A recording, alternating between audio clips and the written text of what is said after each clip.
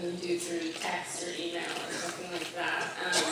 Alyssa's kept a pretty low profile since having your baby. And Holly's got like 5 million kids, which she's still out there. She's a mama. And I have us. But she said, yeah, I do, definitely do. Holly's great. And I guess she did her first convention last month or something like that. So hopefully we'll get to do one together at some point. And this is a bit of a reunion as well with Julie Benz being here. That's true. Julie Benz is here from Jawbreaker. Marcy. That's such a fantastic film. That movie's hilarious. Was it fun to make? Yeah. Yeah. I understood what I was talking about. That was a step forward for me. Did you have the experience of kind of Mean Girls at your high school at all? Or? Completely. Yeah. But the thing is that, you know, a lot of times if you have kind of a mean girl situation in school or a mean guy situation, you kind of, some people I think secretly kind of want to be like that person. Not mean, but they think they're cooler. And I never did. I was like, you people are dorks. You're so wrong that you think you're cool. You're so wrong. And so whenever they were mean, because in Oregon, it was really weird. I lived half the year, 1 year in Oregon and 1 year in Colorado. And in Colorado, everybody at school was like, oh, you're so blah, blah, blah, blah, blah. And then I would go to Oregon, and people there who looked like Tommy Hardy, you know, honestly. I don't care. Fuck you, Oregon.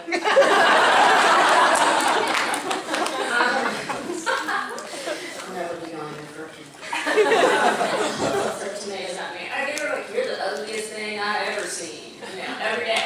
And I was like, thank you, sir. That's so polite. That's so kind.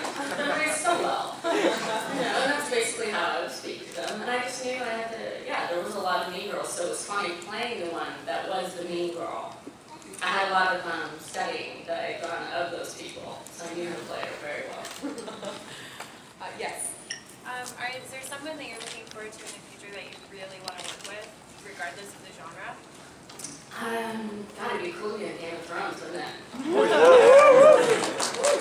I could see being a sorceress or something like that. I like that woman that, I don't know her character's name, she gave birth to like the smoke baby. I can do a smoke baby. I can just make twins.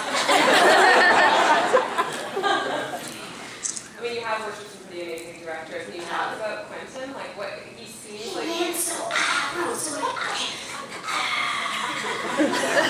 Honestly, I want you to, yeah, okay, action. How does he approach you? He met you at a party, is that right? Yeah, well, Quentin's a known foot fetishist. And he met me at a party, and he's like, I have you on a laser disc, and there's this great shot where your face is kind of in the background, but it's a tight close-up of your feet.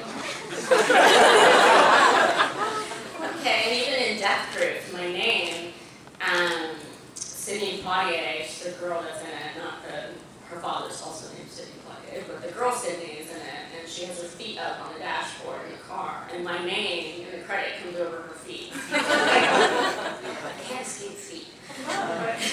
Clearly they captured his imagination. Quentin captures his imagination to a T, you know, and people say, what's he like to work with? I mean, what you see with Quentin, if you've ever seen an interview with him, that's exactly what he's like. You know, he's really fun and really high energy, really exacting, and he definitely knows what he wants. So then you do get a very distinct image of what he needs out of you. Does it make it easy to...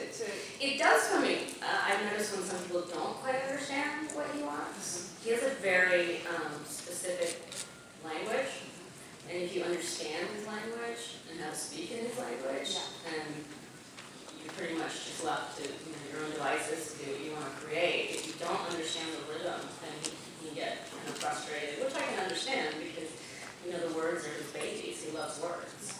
And he's damn good at them. Yes, indeed. Yes.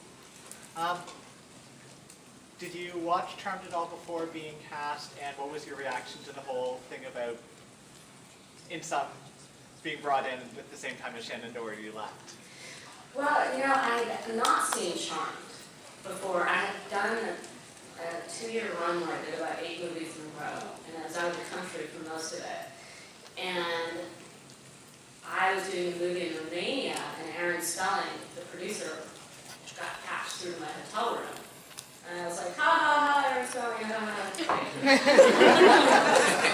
was like, why did Aaron Spelling call me? Why was the guy that did Dynasty, my favorite show ever?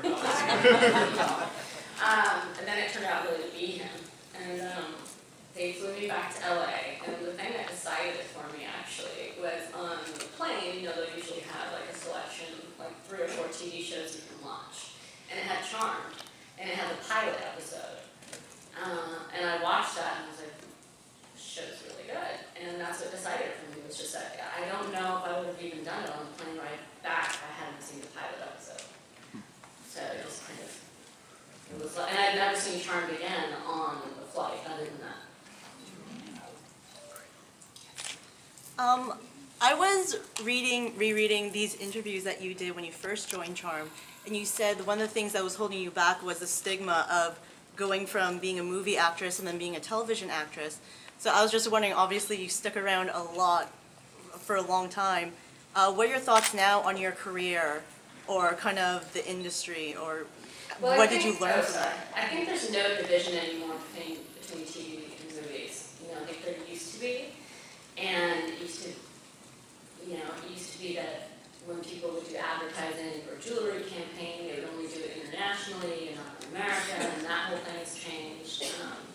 Advertising has changed, TV, it's all just now, and I don't know if it's just the nature of the beast. People are realizing there's so many good roles on television. Why should I just limit myself to just waiting for movies? And people just go back and forth now. I think we see that with most people. There's some people who've only ever done movies. Because I didn't, what normally happens, let's say you move to LA, you get a commercial agent, so you try to get in commercials, and from there you get an acting agent, you get little parts at one line at a time on a TV show, and then maybe you get a guest star, and then maybe you do a recurring, and then maybe you do a movie. I did it all totally backwards. So I didn't want to be on a show that failed.